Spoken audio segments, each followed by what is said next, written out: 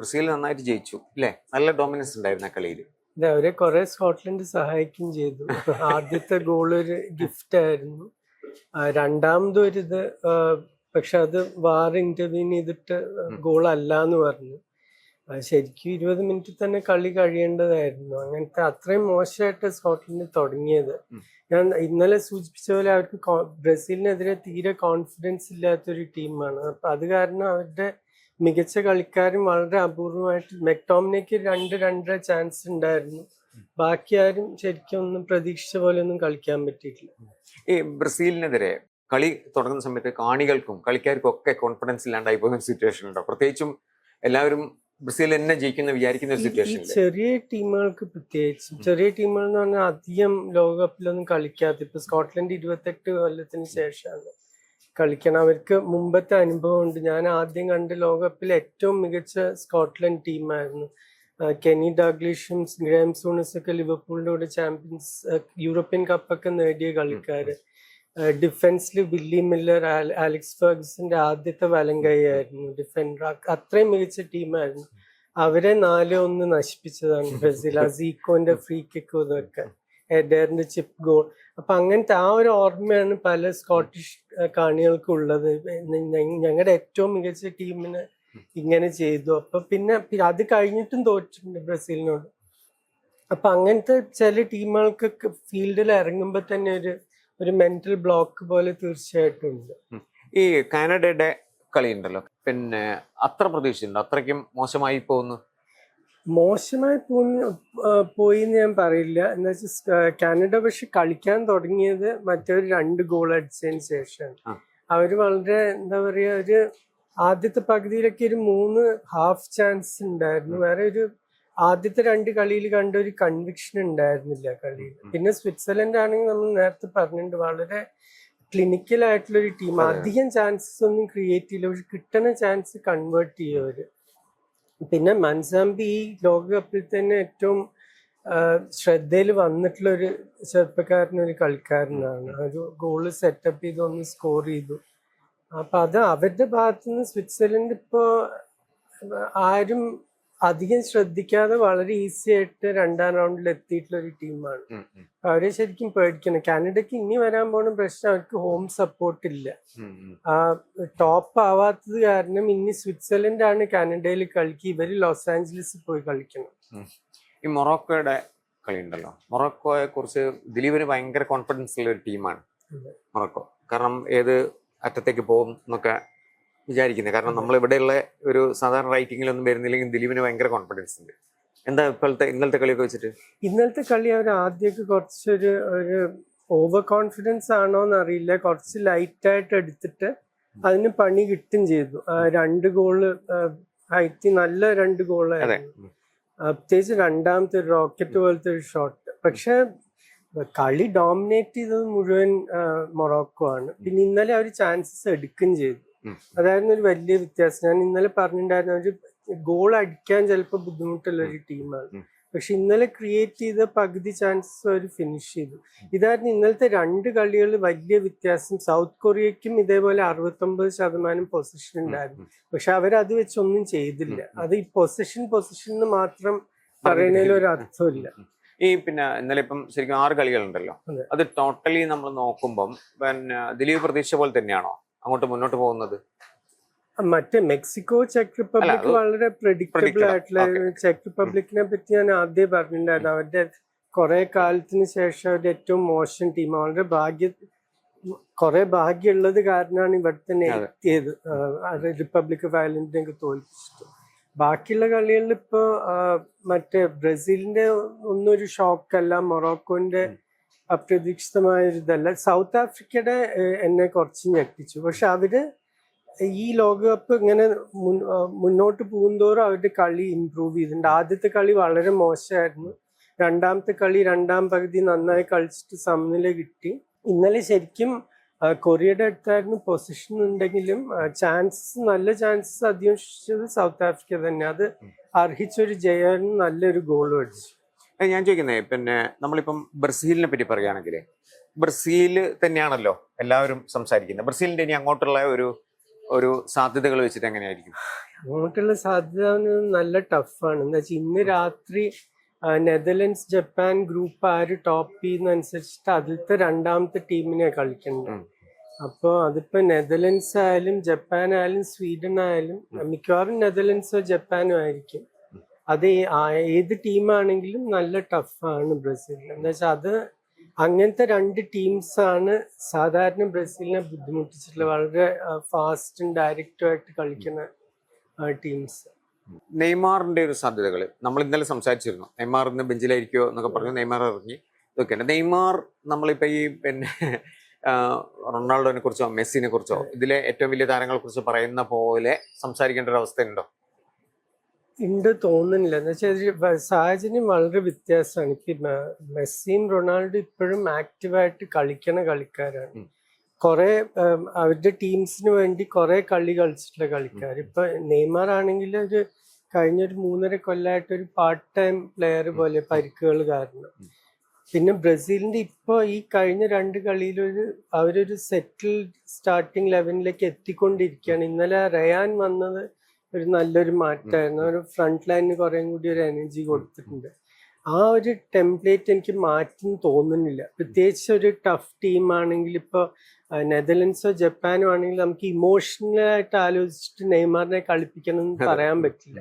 ഇപ്പോഴത്തെ ആ മിഡ്ഫീൽഡ് ഏകദേശം സെറ്റാണ്. അവർ കാസ്മീറോനെ മാറ്റുന്നില്ല. മറ്റേ പക്കറ്റേയും ഗിമാറേഷും കുറച്ചുകൂടി പ്രൊട്ടക്ഷൻ കൊടുക്കുന്നുണ്ട് കാസ്മീറോന്. അപ്പൊ ആ 3 പേരും എന്തായാലും കളിക്കും. പിന്നെ മുൻനിരയില് വിനീഷ്യസിനെയും മത്താസ് കുഞ്ഞിനെ എന്തായാലും തൊടാൻ പോകുന്നില്ല. പിന്നെ റയാന്റെ സ്ഥാനത്ത് ഇപ്പൊ റയാൻ ഇന്നലെ ചെയ്ത കാര്യങ്ങൾ നെയ്മാറിന് ചെയ്യാൻ പറ്റുമോ എന്ന് ചോദിച്ചാൽ പറ്റില്ല. എന്താ വെച്ചാൽ റയാന്റെ ആ പ്രസ്സിങ് കാരണമാണ് ആദ്യത്തെ മിസ്റ്റേക്കും ഗോളും വരുന്നത്. ജർമ്മനി നമ്മൾ പ്രതീക്ഷിക്കുന്നുണ്ട്. ജർമ്മനി ഏതായാലും ഒരു സെമി ഫൈനലിലൊക്കെ എത്തുമെന്ന് പ്രതീക്ഷിക്കുന്നുണ്ട് ആൾക്കാർ. നമ്മൾ പേഴ്സണാലിറ്റി ഉണ്ടോ എന്നുള്ളതല്ല.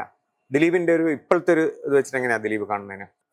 സെമി എത്താനൊക്കെ ബുദ്ധിമുട്ടായിരിക്കും. എന്ന് വെച്ചാൽ അത് വളരെ ടഫ് ഒരു പാതയാണ്. എനിക്ക് തോന്നുന്നു ജർമ്മനി വരാൻ പോകുന്നത് നെതർലൻഡ്സ് ഫ്രാൻസ് ആ ഒരു ഗ്രൂപ്പിലാണ് തോന്നുന്നു. ഒന്ന് ചെക്ക് ചെയ്യണം. പക്ഷെ ഇന്നത്തെ പ്രശ്നം ഇപ്പൊ ജർമ്മനി ഗ്രൂപ്പ് ടോപ്പ് ചെയ്തതാണ്. അവര് കളിക്കേണ്ടത് എക്വഡോറിനെയാണ്.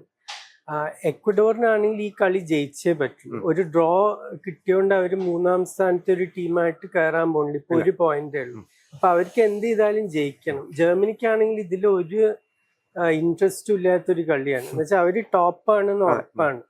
അപ്പൊ ഇങ്ങനത്തെ കളി വരുമ്പോഴാണ് പ്രശ്നം വരാൻ പോകുന്നത്. ഇപ്പൊ അമേരിക്കയോ ജർമ്മനിയോ ഒരു വീക്ക് ടീം ഇറക്കി കഴിഞ്ഞാൽ മറ്റേ ടീമിന് വലിയൊരു അഡ്വാൻറ്റേജ്. ഇപ്പൊ എക്വഡോറിനെതിരെ ജർമ്മനി ഒരു ഫ്ലോറിയൻ ഗേർട്സിനെയോ മ്യൂസിയാലോ റെസ്റ്റ് ചെയ്യാന്ന് പറഞ്ഞാൽ അത് എക്വഡോറിന് വലിയൊരു മുൻതൂക്കം കൊടുക്കുകയാണ് ശരിക്കും. അപ്പൊ അത് കാരണം എക്വഡോർ ജയിച്ചാൽ ഇപ്പൊ ഇന്നലെ തോറ്റ സ്കോട്ട്ലൻഡോ വേറെ 3-ാം സ്ഥാനത്തായ ഒരു സൗത്ത് കൊറിയയായിട്ട് പറയുന്നത് ഞങ്ങൾക്ക് ആ ഒരു കൺസിഡറേഷൻ കിട്ടിയില്ലല്ലോ. അപ്പൊ ഈ ഫോർമാറ്റിന്റെ ഒരു പ്രശ്നം അതാണ് ശരിക്കും.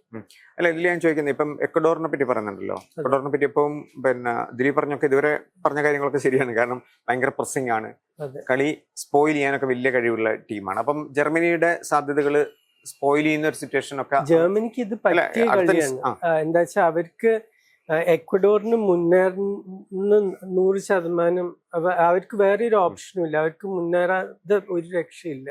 ഒരു 1-0 ആണെങ്കിൽ 1-0 ജയിക്കണം. ജയിക്കാതെ അവർ മുന്നോട്ട് പോകുന്നില്ല. അപ്പൊ അവര് മുന്നേറുമ്പോ ജർമ്മനിക്ക് കൗണ്ടർ അറ്റാക്കില് ബ്രേക്ക് ചെയ്ത് ഗോൾ അടിക്കാനുള്ള സാധ്യത കൂടും എന്തായാലും. എക്വഡോറിന് അവർ സാധാരണ കളിക്കുന്ന പോലെ വളരെ ഡിഫെൻസീവായിട്ട് കളിക്കാൻ പറ്റില്ല. അപ്പൊ അത് ജർമ്മനിക്ക് അനുകൂലമായിരിക്കും. അവരുടെ ആര് കളിക്കുന്നത് നമുക്കറിയില്ല. പക്ഷെ ആര് കളിച്ചാലും അവർക്ക് കുറെ കൂടി സ്പേസ് ഉണ്ടാവും. സാധാരണ എക്വഡോറിനെ കളിക്കുമ്പോൾ കിട്ടാത്തൊരു സ്പേസ്. നമുക്ക് ഭയങ്കര ആഗ്രഹമുള്ള ഈ കളികളിൽ പിന്നെ ദിലീപൊപ്പം പറയുന്ന ഒരു ഫ്യൂച്ചർ സംഗതിയാണ് ജപ്പാൻ. ഇന്നത്തെ കളിയിൽ എന്തായിരിക്കും സാധ്യതകൾ? എന്താണ് ജപ്പാന്റെ കാര്യം? ഇപ്പൊ അവരെങ്ങനെ ചിന്തിക്കുന്നതാണ്. അവരുടെ ചോയ്സ് ഒന്നുമില്ലെങ്കിൽ ഗ്രൂപ്പ് ടോപ്പ് ചെയ്താലും മൊറോക്കോ കിട്ടും. ഗ്രൂപ്പിൽ 2ാമതായാല് ബ്രസീലിനെ കിട്ടും. അപ്പൊ ഇതിൽ ഏത് വേണം എന്നുള്ളത് അവരുടെ മനസ്സിൽ അവർ തീരുമാനിക്കണം. പക്ഷെ എനിക്ക് തോന്നുന്നില്ല അവര് ഡ്രോന് വേണ്ടി കളിക്കുന്നത്. എന്താ വെച്ചാൽ ഇപ്പൊ നമ്മൾ കണ്ടിട്ടില്ല. ഇന്നലെ സൗത്ത് കൊറിയക്ക് ഇത് പറ്റി. അവർക്ക് 1 പോയിന്റ് മതിയായിരുന്നു. ഡ്രോന് വേണ്ടി കളിക്കാൻ നമ്മളൊരു പരീക്ഷയ്ക്ക് പോകുമ്പോൾ ഞാൻ 40 മാർക്കിന്റെ മാത്രം പഠിച്ചിട്ട് പോയി നോക്കാം. അത് ഭയങ്കര ഒരു റിസ്ക്. അത് സാധാരണ എപ്പോഴും പരാജയപ്പെടും ചെയ്യും. നിങ്ങൾ അങ്ങനെ പരീക്ഷയ്ക്ക് പോയാലും തോൽക്കും. ഡ്രോന് വേണ്ടി കളിച്ചാലും സാധാരണ തോൽക്കുക ചെയ്യാം. അപ്പൊ അതാണ് കൊറിയക്കൊക്കെ പറ്റിയത്. അപ്പൊ അതുപോലെ ജപ്പാൻ കളിക്കുന്ന എനിക്ക് തോന്നുന്നില്ല. പിന്നെ സ്വീഡൻ നെതർലൻഡ്സിനെതിരെ കളിച്ച ഇത് അവരെന്തായാലും ജാപ്പനീസ് കണ്ടിട്ടുണ്ടാവും. സ്വീഡിഷ് ബാക്ക് ലൈൻ ഭയങ്കര ഓപ്പൺ ആണ്. അത് എക്സ്പ്ലോയിറ്റ് ചെയ്യാനുള്ള സ്പീഡും കഴിവും ജപ്പാനിന് തീർച്ചയായിട്ടും ഉണ്ട്. പക്ഷെ അതേ സമയത്ത് സ്വീഡന്റെ അറ്റാക്കിംഗ് പ്ലേയേഴ്സ് വളരെ നല്ലതാണ്. അതിപ്പോ ഇസാക്കും യോക്കറസും മാത്രമല്ല, യാസിൻ അയാറി, മറ്റേ ബേർവാൽ ചിലപ്പോൾ കളിച്ചു എന്ന് വരുന്നു. അപ്പൊ അവരൊക്കെ നല്ല മികച്ച കളിക്കാരാണ്. സ്വീഡന്റെ പ്രശ്നങ്ങൾ ഡിഫൻസിലാണ്. അപ്പൊ അതൊരു നല്ലൊരു ഓപ്പൺ കളിയാവാനുള്ള സാധ്യതയുണ്ട്. ഏഷ്യൻ ടീംസിന്റെ കാര്യത്തിലൊക്കെ ഏതാണ്ട് ഒരു തീരുമാനമാവുകയാണല്ലോ. അപ്പൊ അതില് Dileep as a sports writer Asian ടീംസിനെ കുറിച്ച് ഇപ്പൊ നമ്മൾ ഈ ഫുട്ബോളിന്റെ ഈ ഒരു അവസ്ഥയിൽ നമുക്ക് പറയാവുന്ന ഒരുപാട് സംഗതികളുണ്ടല്ലോ. എന്തായിരിക്കും സിറ്റുവേഷൻ? ഏഷ്യൻ ടീംസ് പൊതുവെ ഇപ്പൊ ചില ടീമുകളെ പറ്റി എനിക്ക് ആദ്യം പ്രതീക്ഷ ഉണ്ടായിരുന്നില്ല. ഇപ്പൊ ജോർഡൻ, ഉസ്ബെക്കിസ്ഥാൻ ഇവരൊക്കെ ആദ്യമായിട്ട് കളിക്കുകയാണ്. അത് തന്നെ അവർക്കൊരു എക്സ്പീരിയൻസ് ആണ്. അപ്പൊ അതും ഉസ്ബെക്കിസ്ഥാനൊക്കെ വളരെ ടഫായിട്ടുള്ളൊരു ഗ്രൂപ്പിൽ പോർച്ചുഗലിന്റെ ഒക്കെ കൂടെയായിരുന്നു. അപ്പൊ അവരെ ആരും കുറ്റം പറയാൻ പോകുന്നില്ല. അതേപോലെ ജോർഡൻ അർജന്റീനയുടെ ഗ്രൂപ്പിൽ പെട്ടുപോയി. അതിലും മികച്ച ടീമുകളുണ്ട്. അപ്പൊ അവരെ പറ്റിയൊന്നും എനിക്ക് വലിയ പ്രതീക്ഷ ഉണ്ടായിരുന്നില്ല. ഏറ്റവും നിരാശപ്പെടുത്തിയിട്ടുള്ളത് ശരിക്കും അറബ് രാജ്യങ്ങളാണ്. ഖത്തർ, സൗദി അറേബ്യ ഇതുവരെ വളരെ മോശം പ്രദർശനമായിരുന്നു. ഇറാഖിനെ പിന്നെ ഞാൻ ഒന്നും പറയില്ല. അതും ഭയങ്കര ഒരു ഗ്രൂപ്പ് ഓഫ് ഡെത്ത് പോലെ ആയിരുന്നു. നോർവേ, അവർക്ക് വേറെ പ്രഷേഴ്സ് ഉണ്ട്. അത് അവർക്ക് അതുണ്ട്. ഇറാനും ഇറാഖിനും അങ്ങനത്തെ പ്രശ്നങ്ങളുണ്ട്. ഏറ്റവും നിരാശപ്പെടുത്തിയിട്ടുള്ളത് ഖത്തറും സൗദി അറേബ്യയാണ്. ഏറ്റവും നല്ല ഏഷ്യൻ ടീം ജപ്പാൻ, പിന്നെ ഓസ്ട്രേലിയ നന്നായി കളിച്ചു. സൗത്ത് കൊറിയ ഞാൻ വിചാരിച്ച പോലെ ആദ്യത്തെ കളി വളരെ മികച്ച പ്രദർശനമായിരുന്നു. അതിനുശേഷം ഇന്നൊക്കെ എനിക്ക് തോന്നുന്നു അവർക്ക് പറ്റിയത് ഞാൻ പറഞ്ഞില്ലേ, ഒരു ഡ്രോന് കളിക്കണോ ജയിക്കാൻ നോക്കണോ എന്നുള്ള ഒരു കൺഫ്യൂഷനിൽ തോറ്റുപോയി. നമ്മൾ ഇതിലൊരു പ്രതീക്ഷ വെച്ച് പുലർത്തുന്ന കാര്യങ്ങൾ എന്ന് പറഞ്ഞാൽ ഇപ്പൊ എന്തായാലും അമേരിക്കയ്ക്ക് ഒരു വലിയ എന്താ പറയുക അങ്ങോളത്തില്ലെങ്കിലും വലിയ സാധ്യതകളുണ്ട്. നെതർലാൻഡ്സ് നമ്മൾ ആഗ്രഹിക്കുന്നുണ്ട് മുന്നോട്ട് പോകാൻ വേണ്ടിയിട്ട്. നെതർലൻഡ്സിന് പിന്നെ ഒരു വലിയൊരു പ്രഷറില്ല. അവർ കളിക്കുന്നത് ട്യൂണീഷ്യയാണ്. ട്യൂണീഷ്യ ഏറ്റവും എന്താ പറയുക ഏറ്റവും നിരാശപ്പെടുത്തിയിട്ടുള്ള ടീംസിൽ ഒന്നാണ് ശരിക്കും. അവരെല്ലാ തവണയും ക്വാളിഫൈ ചെയ്യുന്ന ഒരു ടീമാണ്. പക്ഷെ ഫൈനൽസ് എത്തുമ്പോൾ ഒന്നും ചെയ്യില്ല. അപ്പൊ അവർക്ക് അതെന്തായാലും ഒരു നെതർലൻഡ്സ് ജയം മാത്രമേ എനിക്ക് കാണാൻ പറ്റുള്ളൂ. അത് കാരണം അവർ മിക്കവാറും ആ ഗ്രൂപ്പ് ടോപ്പ് ചെയ്യുകയും ചെയ്യും. ഇപ്പൊ ജപ്പാൻ സ്വീഡനെ തോൽപ്പിച്ചാലും ആ 5-1 ജയം കാരണം നെതർലൻഡ്സിന്റെ ഗോൾ ഡിഫറൻസ് കുറച്ചും കൂടി മികച്ചതാവാൻ സാധ്യതയുണ്ട്. എന്ന് വെച്ചാൽ ജപ്പാൻ എനിക്ക് തോന്നുന്നില്ല സ്വീഡനെ ത്രാഷ് ചെയ്യുന്നു. അപ്പോൾ അത് നെതർലൻഡ്സ് ജയിക്കേണ്ട ഒരു ഗ്രൂപ്പാണ്. അമേരിക്കയ്ക്കാണെങ്കിൽ അവർക്ക് ഒരു പ്രശ്നമില്ല. ഗ്രൂപ്പ് ടോപ്പ് ചെയ്ത് കഴിഞ്ഞു. ടർക്കിയാണ് കളിക്കേണ്ടത്. ടർക്കി പക്ഷെ വാശിയോടുകൂടി കളിക്കുക. അവർക്ക് തിരിച്ച് വീട്ടിൽ പോകാനുള്ളതാണ്. ആ കളിക്കാർക്ക് ഇപ്പൊ തന്നെ ഇഷ്ടം പോലെ വിമർശനം കിട്ടിക്കഴിഞ്ഞു. ഇത് അവരൊരു ഗോൾഡൻ ജനറേഷൻ എന്നൊക്കെ പറഞ്ഞു വന്നതാണ്. 62 ഷോട്ട് 0 ഗോൾസ്. വളരെ ചുരുക്കം ടീംസ് ഒരു ഗോളും കൂടി അടിക്കാതെ ഉള്ളു. അപ്പൊ അതൊരു വലിയൊരു നിരാശപ്പെടുത്തിയിട്ടുള്ള ഒരു ക്യാമ്പയിൻ ആണ് ടർക്കി. പിന്നെ ആ ഗ്രൂപ്പിലത്തെ മറ്റേ കളി ശരിക്കും ഇൻട്രസ്റ്റിംഗ് ആയിരിക്കും. പാരഗ്വേ, ഓസ്ട്രേലിയ എന്ന് വെച്ചാൽ അതും രണ്ടും ടീമിനും മുന്നേറാൻ സാധ്യത ഉള്ളതാണ്. രണ്ടും സാധാരണ ഒരു ഡിഫെൻസീവ് ആയിട്ടുള്ള ടീംസ് ആണ്. പക്ഷെ ആര് ഇന്ന് കുറച്ചൊരു മുൻകൈ എടുക്കാൻ നോക്കുന്നത് ഇൻട്രസ്റ്റിംഗ് ആയിരിക്കും കാണാൻ. ഈ തോന്നുന്നുണ്ട് പാരഗ്വേക്ക് ഇങ്ങനത്തെ വലിയ കളികൾ കളിച്ചിട്ടുള്ള അനുഭവങ്ങളുണ്ട്. സൗത്ത് അമേരിക്കയിലായതുകൊണ്ട് അവര് ബ്രസീലിനെതിരെയും അർജന്റീനക്കെതിരെയും കൊളംബിയക്കെതിരെയൊക്കെ കളിച്ച അനുഭവം ഉള്ളത് കാരണം ഇങ്ങനത്തെ ഒരു പ്രഷർ മാച്ചിൽ അവര് ജയിക്കുന്നതാണ് എനിക്ക് തോന്നുന്നത്. ഈ 3 ഹോസ്റ്റ് ഈ കളി സംഘടിപ്പിക്കുന്ന രാഷ്ട്രങ്ങൾ എന്നുള്ള രീതിയിൽ USA ആണെങ്കിലും കാനഡ ആണെങ്കിലും മെക്സിക്കോ ആണെങ്കിലും അവർക്ക് അഭിമാനിക്കാം. ചിലപ്പം തോറ്റു കഴിഞ്ഞിട്ട് പിന്നെ കളിയുടെ എന്താ പറയാ ആതിഥേയത എന്ന് പറയുന്ന സാധനം ഒരു വലിയ ഇതാണല്ലോ. പക്ഷെ അവർ 3 ആളും കുഴപ്പമില്ലാത്ത രീതിയിൽ നിൽക്കുന്നുണ്ട്. ഇന്നലത്തെ കാനഡയുടെ 3 ആളും അടുത്ത റൗണ്ട് എത്തുകയും ചെയ്തു. അപ്പം അത് വെച്ചിട്ട് ഇനി അങ്ങോട്ട് നെക്സ്റ്റ് ലെവലിൽ എന്തായിരിക്കും ദിലീപിന്റെ ഒരു? കാനഡയ്ക്ക് ഇനി മുന്നോട്ട് പോകാൻ വലിയ ബുദ്ധിമുട്ട്. അവർക്ക് ഹോം അഡ്വാൻറ്റേജ് ഉണ്ടായിരുന്നെങ്കിൽ പിന്നെ നോക്കായിരുന്നു. ഇനിയിപ്പോ പക്ഷെ ലോസ് ആഞ്ചലസ് കളിക്കേണ്ട കാരണം എനിക്ക് വലിയൊരു പ്രതീക്ഷയില്ല കാനഡ മുന്നോട്ട് പോകും. പക്ഷെ ഇന്നലെ ഈ ലോകകപ്പിൽ കണ്ടിട്ടുള്ള ഏറ്റവും മികച്ചൊരു ഗോൾ അവരാണ് അടിച്ചത്. ലോങ് പാസ് സലീബ കൺട്രോൾ ചെയ്തിട്ട് മറ്റേ ഒരു വോളി ഫിനിഷ് പ്രോമിസ് ഡേവിഡിന്റെ അപ്പൊ അവരുടെ ലോകകപ്പ് ഏകദേശം അവരുടെ പ്രതീക്ഷ എനിക്ക് തോന്നുന്നു അവരുടെ മനസ്സിലും ഒരു ലാസ്റ്റ് 32 എത്താന്നായിരിക്കും അവരുടെ ഒരു ടാർഗറ്റ് ഉണ്ടായിട്ടുണ്ടാവും. അമേരിക്കയ്ക്കും മെക്സിക്കോനും ഇനിയും കുറെ സ്വപ്നം കാണാം. എന്ന് വെച്ചാൽ അവര് ഗ്രൂപ്പ് ടോപ്പേഴ്സ് ആയത് കാരണം അവർ അവരുടെ രാജ്യത്ത് തന്നെ കളിക്കും. അടുത്ത അമേരിക്ക ഏതായാലും എല്ലാ റൗണ്ടും, മെക്സിക്കോ ക്വാർട്ടർ വരെയെങ്കിലും അവരുടെ സ്റ്റേഡിയത്തിലായിരിക്കും തോന്നുന്നു. അപ്പൊ അത് കാരണം അവരുടെ ഗ്രൗണ്ടിൽ തോൽപ്പിക്കാൻ വലിയ ബുദ്ധിമുട്ട് തന്നെയായിരിക്കും. ഇന്നലെ തന്നെ ഇപ്പൊ നമ്മൾ കണ്ടു കുറെ നേരം ചെക്ക് റിപ്പബ്ലിക് പിടിച്ചു നിന്നു. പക്ഷെ പിന്നെ ആ ക്രൗഡിന്റെ ആവേശം ഇതൊക്കെ കൂടി അവസാനം അതൊരു വളരെ ഒരു ത്രാഷിങ് പോലെ ആയി 3-0. അതിൽ ആ ഗിൽബർട്ടോ മോറെ ഇറങ്ങുകയും ചെയ്തു, ഉഗ്രനായി കളിക്കുകയും ചെയ്തു. ഈ പിന്നെ നമ്മളിപ്പം പറഞ്ഞു വരികയാണെങ്കിൽ ഇതൊരു വലിയ വേറെ റൗണ്ടിലേക്ക് തിരികെയാണ്. അപ്പൊ ദിലീപിന്റെ ചിന്തകളൊക്കെ എന്തൊക്കെയാണ് ഒരു ആസ് എ ഫുട്ബോൾ അനാലിസ്റ്റ്? എനിക്കിപ്പോ ഈ ഡ്രോ ആകെപ്പാട് കൺഫ്യൂഷനാണ്. നമുക്ക് പല ടീമുകളും ആരെയാ കളിക്കാൻ പോകണം. ഇപ്പൊ ഈ വളരെ ഫിക്സ്ഡ് ആയിട്ടുള്ളൊരു ഇതിപ്പോ ഈ ബ്രസീലിന്റെ ഇത് ഒന്നുമില്ലെങ്കിൽ നെതർലൻഡ്സ് അല്ലെങ്കിൽ ജപ്പാൻ/സ്വീഡൻ ആയിരിക്കും എന്നുള്ള അത് മാത്രം നമുക്കറിയാം. വേറെ പല ടീമുകളും ആരെയാ കളിക്കുക. ഇപ്പൊ ചില ഗ്രൂപ്പ് ടോപ്പേഴ്സിന്റെ വേഴ്സസ് തേർഡ് ഫ്രം BCD എന്നൊക്കെ എഴുതി. അതെ, അപ്പൊ അങ്ങനെ നമുക്കൊരു ഈ 16 കളിയാണ് വരാൻ പോണത് രണ്ടാം റൗണ്ട്. അതിലൊരു 8 കളിയുടെ ഒന്നും തീരുമാനമാവില്ല. ലാസ്റ്റ് കളി കഴിഞ്ഞാൽ മാത്രമേ, അതെ, ലാസ്റ്റ് കളി കഴിഞ്ഞാൽ മാത്രമേ നമുക്ക് പറയാൻ പറ്റുള്ളൂ. അപ്പൊ ആ ഒരു അനിശ്ചിതത്വം നമുക്ക് മാത്രമല്ല ടീംസിനുണ്ട്. അവർക്കും ഇപ്പൊ പ്രിപ്പയർ ചെയ്യാൻ പറ്റില്ല പല ടീംസിനും. ഇപ്പൊ ബ്രസീലിന് പറ്റും. അല്ലെങ്കിൽ പിന്നെ ഇപ്പൊ ഈ അനാലിസ്റ്റുകളൊക്കെ പൊതുവെ പറയുന്ന ഒരു സാധനം ഇത് അൺഫെയർ ആയിട്ടുള്ള സംഗതിയാണെന്ന് പറഞ്ഞു. അതിൽ അങ്ങനെ ദിലീപ് തോന്നുന്നു. അതെ, ഞാൻ ഇന്നലെ പറഞ്ഞില്ല അത് അൺഫെയർ ആണ്. കാരണം എന്താ വെച്ചാൽ ഇപ്പൊ ഒരു സ്കോട്ട്ലൻഡിന് ഇന്നലെ അറിയില്ലായിരുന്നു, ഇന്ന് രാവിലെ കളിക്കുമ്പോ അറിയില്ല എന്ത് റിസൾട്ട് വേണം മുന്നോട്ട് പോകാൻ. സൗത്ത് കൊറിയക്ക് അറിയില്ല. അവരൊക്കെ ഇനി കാത്തിരിക്കണം. നേരെ തിരിച്ചിപ്പോ ഒരു ഗ്രൂപ്പ് K, ഗ്രൂപ്പ് L എന്നൊക്കെ കളിക്കണവർ, അവസാനം കളിക്കണവർക്ക് അവർക്ക് കൃത്യമായിട്ട് അറിയും എത്ര ഗോൾ അടിക്കണം എന്ന് വരെ അവർക്ക് അറിയാൻ പറ്റും രണ്ടാം റൗണ്ടിലേക്ക് എത്തണമെങ്കിൽ. അതൊരു ഫെയർ സിസ്റ്റം അല്ല ശരിക്കും. മറ്റേത് ഗോൾ ഡിഫറൻസ് ഫെയർ ആണെന്ന് ഞാൻ പറയുന്നില്ല. എന്താ വെച്ചാൽ അതിലും കൃത്രിമങ്ങളൊക്കെ നടത്താം. പണ്ട് ബ്രസീൽ ഫാൻസ് കുറെ കാലമായിട്ട് പറയുന്നത് 78 ലോകകപ്പിൽ അർജന്റീന പൈസ കൊടുത്തിട്ട് പെറു 6-0 തോറ്റതാണ് എന്നൊക്കെ. അപ്പൊ അങ്ങനത്തെ പല കാര്യങ്ങളും ആ കാലത്തും ഉണ്ടായിരുന്നു. പക്ഷെ ഒരു സിസ്റ്റമും ഫെയർ അല്ല. പക്ഷെ ഇത് കുറച്ചും കൂടി അൺഫെയർ ആയിട്ട് എനിക്ക് തോന്നുന്നു. നമ്മൾ ഈ കോച്ചുമാരെ പറ്റി സംസാരിക്കുമ്പം ഏറ്റവും കൂടുതൽ സംസാരിക്കുന്നത് ഇംഗ്ലീഷ് കോച്ചാണ്. എന്നാൽ ഇന്നൊക്കെ മൂപ്പര് വളരെ ഫ്യൂമിംഗ് എന്നൊക്കെ പറയാവുന്ന രീതിയിൽ ഭയങ്കര ചൂടായിട്ടൊക്കെ സംസാരിക്കുന്നുണ്ട്. അതിൽ പിന്നെ ഇംഗ്ലണ്ടിനെ ഡിഫെൻഡ് ചെയ്തുകൊണ്ടും വിമർശകരെ ഭയങ്കരമായിട്ട് വായടപ്പിക്കുന്ന രീതിയിലാണ് മൂപ്പര് സംസാരിക്കുന്നത്. അതേ ദിവസത്തിൽ നമുക്കറിയാം ഇതിൽ പിന്നെ നേരത്തെ ദിലീപ് പറയുന്ന ഇപ്പം ആൻസലോട്ടി അതുപോലുള്ള ചില കോച്ചസ്, ഇപ്പം നമ്മുടെ പിന്നെ ഫ്രാൻസിന്റെ കോച്ച് വളരെ കൂളാണ്. എന്താണ് ബ്രസീലിന് സംഭവിക്കാൻ പോകുന്നത് നമുക്കറിയില്ല. പക്ഷെ കോച്ചിന്റെ മനസ്സിലൊരു സംഗതിയുണ്ട്. പക്ഷെ ഏറ്റവും ഇതിനകത്ത് വിമർശനങ്ങൾ ഏറ്റുവാങ്ങുന്നത് ഇംഗ്ലീഷ് കോച്ചാണ്. പൊതുവെ കോച്ചുമാരുടെ സിറ്റുവേഷനെ പറ്റി എങ്ങനെയാണ് തോന്നുന്നത്? കാർലോ ആൻസലോട്ടി കൂളാവാൻ ഒരു കാരണം താൻ കളിക്കാരനായിട്ടും ഒരു കോച്ചായിട്ടും നേടാനുള്ള എല്ലാം നേടിയിട്ടുണ്ട്. അപ്പൊ അതിൻ്റെതായിട്ടുള്ള ഒരു സെൽഫ് കോൺഫിഡൻസ് ഉണ്ട്. താൻ ഒരു ഇപ്പോഴത്തെ തലമുറയ്ക്ക് അറിയില്ലെങ്കിലും ആ കാലത്ത് കളി കണ്ടവർക്ക് അറിയാം എത്ര മികച്ച കളിക്കാരനായിരുന്നു. എന്ന് വെച്ചാൽ ആ സമയത്ത് AC മിലാനിന് കളിക്കണം എന്ന് പറഞ്ഞാൽ സാധാരണക്കാരനൊന്നും കളിക്കാൻ പറ്റില്ല.